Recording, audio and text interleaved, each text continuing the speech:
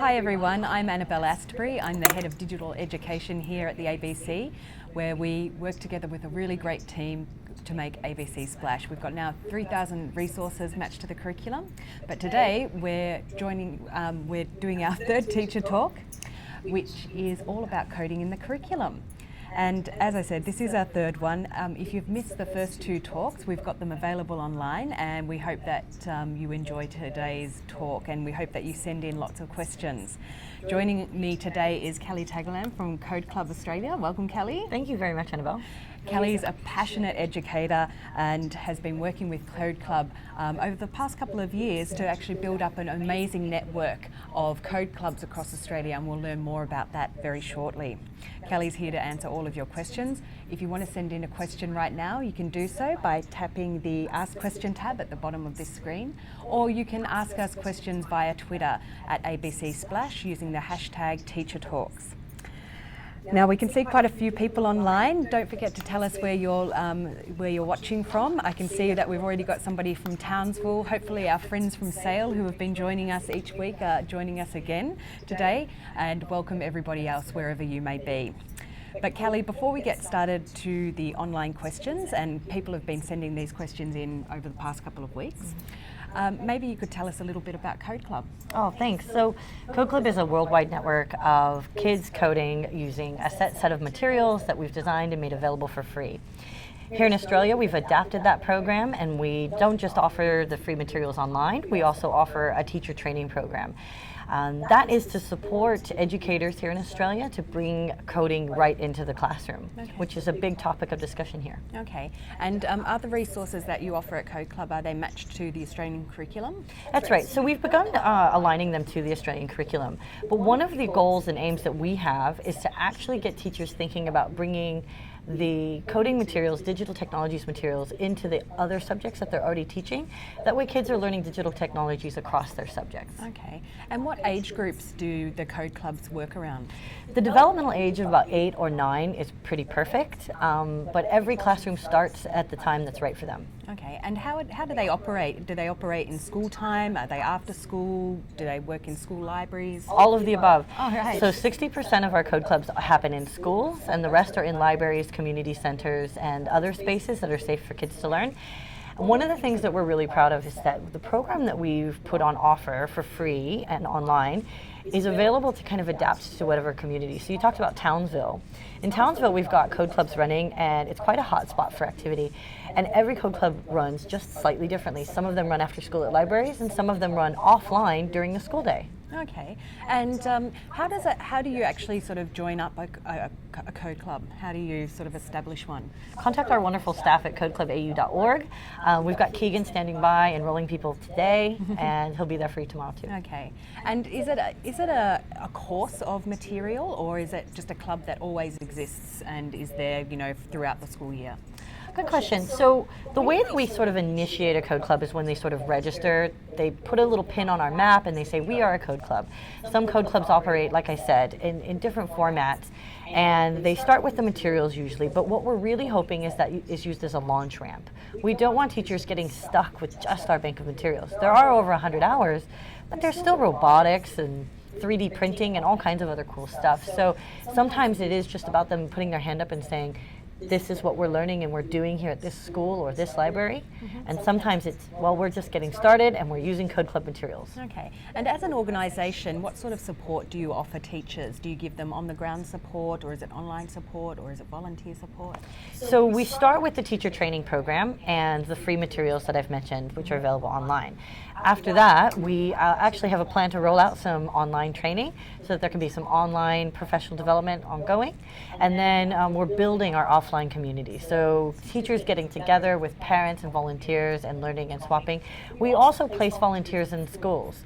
So every time we get a venue, a school or a library that is looking for a volunteer and it's in the postcode of a volunteer in our database, we match them up. Okay, great. Well, you've got all access to those free resources on Code Club Australia. That's codeclubau.org. We'll make sure that we have all references to all of the links and resources that we talk about. We'll put them in the chat and we'll put them on the Twitter stream as well. So I think we better get on to the audience questions because they're coming in thick and fast. So this one is from Wendy Hurl, and also another viewer, Kirsten, has also sent in a similar question. And basically it's around the idea of this crowded curriculum. So Wendy says she's a science lab manager at a larger P-12 college, and she wants some feedback on whether we should be altering mainstream science classes in the secondary years at all for STEM. Well, look, it's a great question, Wendy. I think one of the things that you want to understand is that we're not here to have less science, we want more science, more STEM in the classroom. And I think one of the ways that we can kind of make space for that is, like I mentioned earlier, teaching digital technologies alongside the things that we're already teaching. So for instance, if there's a lesson about sustainability and the environment, Scratch is a great storytelling and game creating tool. So by getting some basic skills in Scratch using computational thinking, kids can actually demonstrate a deep understanding of the concept of recycling in their community, composting in their community, the science behind that, all through something like Scratch. So rather than having a written assessment with multiple choice questions, you can really understand how a child feels about the subject, not so much what they already know. Yeah, and I think that really harks back to what you were earlier saying about the importance of integrating this sort of technology and these skills into, the current sort of curriculum. That's right. They are new skills and literacies that need to be developed, but they need to be developed in conjunction with what, teachers are also already comfortable with doing. That's right. Okay, our next question is from Wendy. And she wants to know how to introduce non-English speaking students to STEM through primary science activities. And do you have any tips about how to explain that explains those concepts well visually? Yeah, Wendy, I really love your question. I used to teach English as a second language, and it's a passion of mine to really make education accessible to all. So if you look at the way that the Code Club materials are structured, you'll see that we never really put instructions that are longer than 1 or 2 lines. And by keeping them really simple, we're allowing for kids at different literacy levels to access those. Then we also, like you mentioned, we use visuals. Visuals are really important, so color coding things. Maybe instead of having finish or step 2, maybe you have color-coded flags so that children are following something like the colors of the rainbow, a concept that they may have already learned very well in their early education. And then the other thing is maybe translating the materials. Code Club materials are actually translated into 16 different languages. So if you have a child learning English, they can actually still keep up and maybe even work at their own pace by having, say, the materials in Arabic side by side with the ones in English. Okay, great. Don't forget, people, keep on sending in questions. We've actually got so many questions coming in. We'll try and get through as many as possible. Make sure that you can also send in your questions via Twitter at ABC Splash using the hashtag #TeacherTalks. So we'll go into one of the questions that's just been sent in recently. And this is from Nick Patsianis. Hello, Nick. Nick is actually a student who actually works in schools and is a very enthusiastic supporter of teachers. I think I know Nick, yeah. And he says, "Hi, Kelly and Annabelle. I do like the movement that Code Club and other organisations are pushing. However, I do worry that sometimes we're focusing a bit too much on the tools and items that are great for introducing students to code and computer science concepts. Another worry I have is that students might be discouraged if more complex tools and items are introduced too early, at the wrong time or to the wrong audience. So have you got any tips on finding a good balance between ensuring everyone can have a go while extending the ones who are really good to, go ahead and do amazing things?" Yeah, this is a really good question. So it's that decision of whether or not to go full steam ahead. You've been on Scratch for a couple of terms and you're ready to kind of introduce something really great like 3D printing or robotics. Get in there with HTML and start building some websites, things like that. There will be kids that will hang back a bit, that will need a little bit of extra time. This is where the after-school learning environment can really be fantastic. In that less structured environment, the educator can actually respond because it's a smaller group and a less formal setting. And then with support like a volunteer, you have a second educated adult who can go in and mentor that group of children through that process. The biggest thing that you want to do is you want to make available what you would call your lowest common denominator, your children that are, holding back a little bit, maybe waiting to have that potential unlocked, but you also want to excite those kids that are ready to go forward. So look, rely on your volunteers in your community. Sometimes they're parents. We get a lot of really great, enthusiastic parents putting their hand up and getting really involved. And the other thing is, just like Nick said, don't get stuck using the same tools. Don't stick with those visual languages, go more advanced. Okay. And do you find that when you operate code clubs, or when code clubs are operated outside of school hours, does that somehow sort of infiltrate the sort of normal sort of classroom activity? Absolutely. In our surveys, students and teachers report that the kids are just more confident across their subjects. That's really what this is about. It's about building the confidence to tackle problem solving. Yeah. And I suppose, Nick, in some ways, if you've got those students who are really enthusiastic and skilled in those after-school sort of activities, they end up naturally sort of helping not only the students but the teachers, you know, with those tasks in the classroom environment as well. That's right. Creating leadership is also a really important part of education. Okay, great. We'll go to the next question. This is from Barry. He's in Townsville. And hello to all of our Queensland viewers. We know that we have quite a few each time we run these teacher talks, so hello and welcome. Barry says, hey, I'm a high school teacher. I find lots of kids at my school are zero beginners. What's the best way to teach these older kids coding and get them interested and engaged in programming when they have almost no previous experience? Yeah, Barry, look, we don't have materials specifically designed for high schoolers, but there are lots of great programs out there. You're welcome to access the Code Club materials. You'll find that the Scratch materials and HTML materials will help kids establish that base that you will want them to have. So just learning the language around it, also becoming familiar with using computers. A lot of kids are really comfortable using consumer technology like mobiles and tablets, but what we want is for them to become familiar with, you know, hard drives and computer mouse and keyboards. So get them going on something simple. You're going to work through the curriculum pretty quickly, and then what I recommend is you get straight into something exciting like robotics, 3D printing, and seriously take to Twitter. There are some teachers offering some really amazing resources up on Twitter at the moment. Yeah, okay, great. And if anybody's watching and they thought that was a special guest, it wasn't.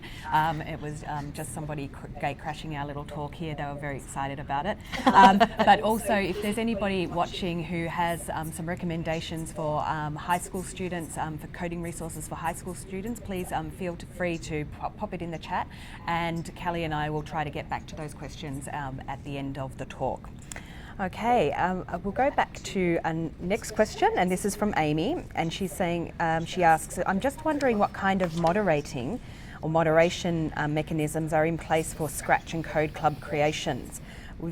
She's previously had some issues with a Scratch game which was made accessible through Google that was being played at home and in the library at lunchtimes, which parents complained about and was found to be inappropriate. So what's a way to stop students creating games that have inappropriate content or commenting inappropriately on others' creations? Yeah, Amy, so this is a really big question, and it really comes down to, first, when we get kids onto computers and connect them to the internet, of course, it's a big world out there. The big I, the big Google, there are lots of opportunities to find some wonderful information and opportunities, and there's also the bad things that are out there. And the biggest thing that we have to teach kids is how to be responsible citizens online. So when we teach kids computer programming, it's important that we look at it not just as okay, we're teaching them computer programming, box ticked. Mm-hmm. We have to look at it, how are we creating an environment that is safe for kids to learn and that also is conducive to all kids feeling comfortable. So by teaching kids about using positive language online, being good citizens, contributing positively in comments, things like that, we're really taking responsibility. Scratch is a pretty safe community. It's well moderated. I haven't run across too many problems, but again, Scratch is an open source project with something like 14 million users. So really it is up to the children to self-moderate. And by teaching them these skills early, really emphasizing the anti-bullying curriculum and safe schools curriculum that are out there, we can really help them apply that directly onto their activities online. Yeah. I was at a conference yesterday and this particular issue was raised, and it seemed to be the general consensus of educators that students have become much better self-moderators, and also better they do better sort of self-policing themselves of the content that they're seeing, and being very readily able to recognise when something's inappropriate. Yeah, some parents that I was recently speaking with, they actually recommended keeping devices in a really open and available space for you to kind of walk by and look over their shoulder what they're doing. And by teaching kids that what we do with technology is not in private, it is always public, I think gets them thinking, wow, okay, so this is always available for people to see. Yeah, I've just noticed with my own children that they're very good at sort of identifying behaviour that's inappropriate online, and probably much to the disappointment of my 14-year-old son, we still do have all the gaming in an open area. So, Yeah. but it does work, and and the play is safe then, and people feel safe in that area as well. That's right. Yeah. Great. Okay, please keep on sending your questions in. Now, this is a question from Silver Dragon, and he or she asks, how do we get teachers comfortable enough with STEM to teach tech-savvy kids with confidence? And I think this is a really sort of, common feeling, Silver Dragon, amongst many teachers. They just don't know where to start, and this is an area of the curriculum that perhaps they wasn't even covered in their teacher training. That's right. And when we as educators kind of have those anxieties or those insecurities around what we're teaching, we transfer that to the students. So I think that the biggest thing is that rely on your professional development. There are a lot of really great conferences and professional development opportunities, aside from the ones that we offer, that can really help a teacher gain a little bit of that confidence. Also, don't be afraid to create your own community right in your school. I actually met someone that was running a code club for adults at lunchtime at a school. So they're getting together and they're just going through a few lessons every week in order to have a play, become more fluent, and then when they go to deliver it, they've got that confidence and that experience. Although, I'd also like to say, just dive in. I met a teacher in Tasmania, in Hobart actually. She is 1 week ahead of her students, she bravely admitted. And that was okay. It gives the students an opportunity to lead, and we get an opportunity to highlight those unlikely leaders, those 9-year-olds that are absolutely dying for an opportunity to shine in the classroom. Yeah. And I think always take advantage of the student resources that are available. I know that I've taught myself using, primary school materials, and it's always a really great entree into the area to sort of get your head around. And I mentioned this in the first teacher talk. Google have collaborated with the University of Adelaide, and they have a great online course, a sort of very moderated, self-paced course through the University of Adelaide that takes teachers through the major concepts that are covered in the digital technologies curriculum. That MOOC is fantastic. It's a wonderful course. Okay, our next question is from. So we've just got various sort of comments here. Just one moment. This is a question from Gavin, and he's just wondering what thoughts people have about the Chief Scientist's position paper about transforming STEM teaching in primary. So, and how do you see the transformation taking place? Is it just more hours per week on these subjects, which is pretty hard in a private curriculum?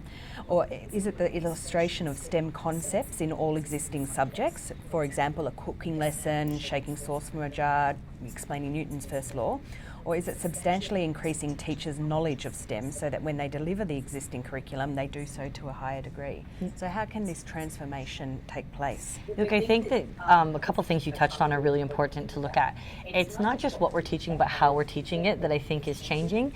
When we compare digital technologies across the different subjects and concepts that we're already teaching, I think what we're doing is really bringing a relevant skill into play. We do know that the future economy will rely on a deep understanding and ownership of intellectual property of digital technologies. So teaching kids English and science and having fun with it through technology, I think, is essential.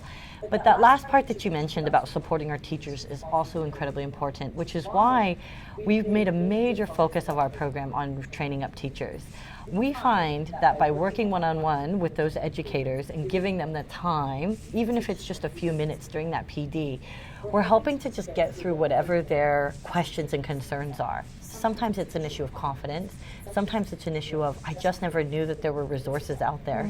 And then sometimes it's, I've got a lot of resistance around using computers in my classroom because the technology isn't that great. Okay. So we work with them on resolving those various things and hoping to send them forward. Okay, so this is sort of related to a question that Anita S. in Wagga Wagga has sent through, and she says, well, is it true then that anyone can code? Don't students need experts to teach them? That is, people who have been trained as programmers. Anita in Wagga Wagga, you said it, anyone can actually use computer programming, especially when you start with a tool like Scratch. It's very, very much visual, so you're literally dragging and dropping blocks. So if you've ever shopped online where you're clicking on something, it appears in your shopping cart, you go to the shopping cart, you review the shopping cart, you enter more details. That's very much the action that you would be using in Scratch. So we have combined something that looks a lot like consumer technology with something that is actually creative technology. Okay. I see we've got quite a few questions coming in where people are asking for about resources about where they can learn to code. We think, well, obviously the Code Club Australia site is a great place to start. I've referred to another couple of resources during this chat, and we'll make sure that we put them in the chat and put them out in our newsletter as well. Nareen Lee has asked, can you explain what you think is meant by digital literacy? Can you be digitally literate and not know how to code? Ooh, that's a good one. So digital literacy is essentially, think of it, so the language of digital or the language of technology is something that we can become fluent in. And the reason why it's so important to become fluent in technologies, when somebody is fluent in a technology or a language, we actually have the ability to advocate for ourselves, create for ourselves, etc., just like a spoken language. But when we limit ourselves by just simply knowing how to interact, there's a deeper layer. So it's it's a lot like knowing how to listen and play music through a player, but not knowing how to compose music or break it down and play it for yourself on an instrument like a piano. So what we want kids to understand is actually how to create. We want to give them agency to execute ideas and thoughts and feelings that they have using technology. That fluency will be very relevant in tomorrow's workplace. It's relevant actually in today's. So can you be digitally literate without learning how to computer program? Probably. I guess I'm not a true expert in that I could really declare that with all certainty, but I think it's important to at least understand the concepts of computer programming in order to be digitally literate. Yeah, and it's so important for the creation process as well. Certainly, I even remember, years ago when I was, creating a blog for the first time, and I was exposed to things like WordPress, and for the first time in my life, I didn't know what HTML was, but you sort of became literate in that sort of language, even in a piecemeal way, to learn how to create this new product that you were creating. That's right. Okay, so we've got a question from Mrs. W, and she asks, should there be code clubs and robotics clubs, usually held during lunch times, or should all students be given these opportunities through the primary curriculum? Should is a funny word. Look, when there are resources available, I think it should be offered whenever and however. I love the less formal environment of lunchtime and after school code clubs. The kids have a lot of fun. Kids that are generally not getting along in their normal, very structured classroom have another opportunity at success at learning. But there are also advantages of offering this in the classroom alongside those other subjects. So in short, I think both. Okay, great. Okay, another question from Silver Dragon, who wants to know, how do we also integrate parents into the STEM curriculum? What a great question, given that many will be unfamiliar with the concepts. And what online environments are available to share curriculum between the classroom and the home? That's such a good question. I love it. Silver Dragon, you've hit on something really important. When kids are learning one way in the classroom and then another way at home, we're really doing them a bit of a disservice. So families sometimes feel that because they have devices available and they're sending their kids to a great school that, say, offers something like a code club, box is ticked. We are all set to go. However, there are lots of opportunities to teach computational thinking at home. One great example is something like Rube Goldberg machines. Hardly even costs any money. These are things that you pull out of your recycling bin to create a really complex, basically a puzzle, a machine, a chain reaction machine that creates a simple reaction at the end. And kids are learning things like no fear of failure. They're learning they're learning engineering and physics and things like that. We can play with our kids and they can be learning at the same time. Other accessible technologies, well, we've talked a lot about Scratch today. There's also Tinker, Hopscotch is available as an app. But what we want to make sure is that we're getting away from things that are just strictly visual and tapping on a screen and getting into understanding exactly how to create and how a computer and how our technology works. Yeah. even some of those simple offline activities that are available on code.org. They're really good. For the Hour of Code, sort of a great family activity. And you mentioned the Rube Goldberg machines, and I laughed about this in our first episode of Teacher Talks, because I know in our house both of my kids have done Rube Goldberg machines, and it does become a whole family activity. Really great. Assure you. Really great things happen over using the recycling bin materials a second time. Okay. I noticed that we have just got a comment from Darcy, who's up on the Sunshine Coast in Queensland, and he or she says that it's not a question but just an FYI that might be useful to others. They're a parent who is helping our local high school set up a lunchtime robotics club for about 24 students. We're probably going to be using some kits which they've put a link to from the UK as a basis for the club. And basically that person really sort of wants everybody else to know that they can take this particular approach, and especially if you're part of the parent community in that school, you can work with the school and bring your expertise to it.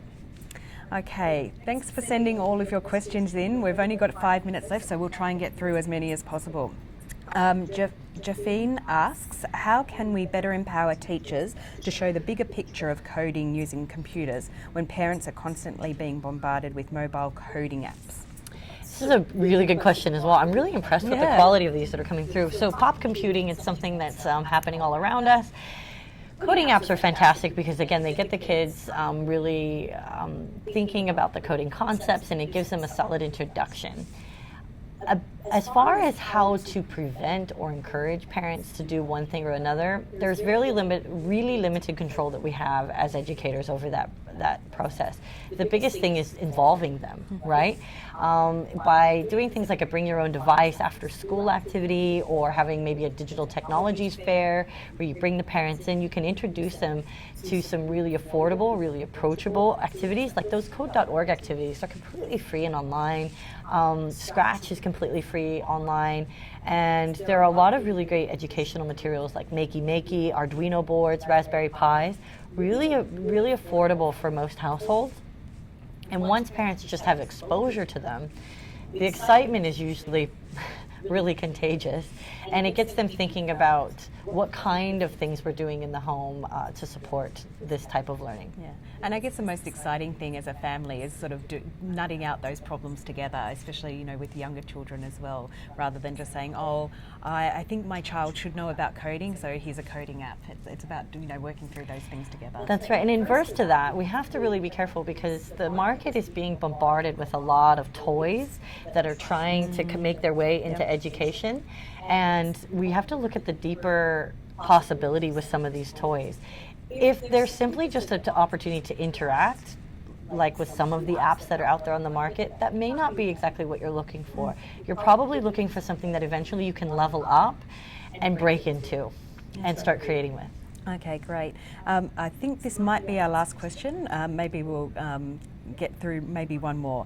But this is from Daniel Wood, and he's a computing teacher who's in his 3rd year of teaching. But what he's noticed over the past couple of years is that slowly the number of girls in the computing elective classes, such as IST and software design and development, are growing. Do you have any suggestions for getting more girls interested in considering computer science and coding, and also careers in tech? And also for teachers asking about resources. Yeah. Boy, do I. So at Code Club, we have 52% of our Code Clubbers are girls. And we're really proud of that because one of the things we encourage and train our teachers to do is create a gender-neutral environment. When we look at the way that we actually teach computer science, so long as it isn't pink-washed or also really geared toward boys, we find that all students find a place in that room. I'm really happy to hear what he's observing. As far as getting girls interested in STEM careers, and I think it's just the overall getting children interested, we need to expose them to role models. Some really great resources out there like Careers in Code put out by Google. It features a lot of really great stories of people doing some great things in technologies, specifically starting with computer programming and code, and teaching them that really combining anything that they're passionate about with a background in computer programming, you can create whatever you want. The other thing is, I think it's the messaging and sort of how we talk to girls and kids in general about how they're performing and how they're doing. We know that boys are more likely to overestimate how well they're doing in a subject, where girls are less likely to measure themselves up as high as they are performing. So it's really about encouragement and really checking that confidence level into our students. Okay, and we've also got some really great female role models who are in the STEM industries who are featured on Splash. And also I believe this Saturday at the Vivid Ideas Festival in Sydney, there's a really wonderful session that is going to be presented by Intel, who have actually sponsored some research around the way girls excel in STEM, and that research has been conducted by a preeminent educator, Sylvia Martinez. So that's right. Keep an eye out for that, and we'll certainly be making a link to that. Now, look, unfortunately, there's lots of questions that are unanswered here, and hopefully we'll be able to get back to them just very shortly, maybe offline just after the chat. But unfortunately, that's all that we've got time for today. So thank you so much, Callie, for joining us. Thank I you, really Annabelle. appreciate it. And thank you, everybody, for all of those fantastic questions. Such a wide variety, and it's certainly a topic that everybody is very keen to know more about and where to start in the classroom. Don't forget that you can refer to all of the great Code Club Australia resources at their website on codeclubau.org. Did I get that right? That's right, Okay. fantastic. And you can ask the staff there. I'm sure that you can follow Callie and Code Club on Twitter as well. If you want to follow ABC Splash on social media, don't forget to follow us on Twitter at ABC Splash or like our Facebook page. But for now, that's all that we've got time for, and we're really looking forward to seeing you on the Monday the 20th of June, where we're going to have Zena Chalic, who is this wonderful and most enthusiastic maker educator, and she's going to be telling us all about the maker spaces in classrooms. So until next time, see you. Bye. Bye.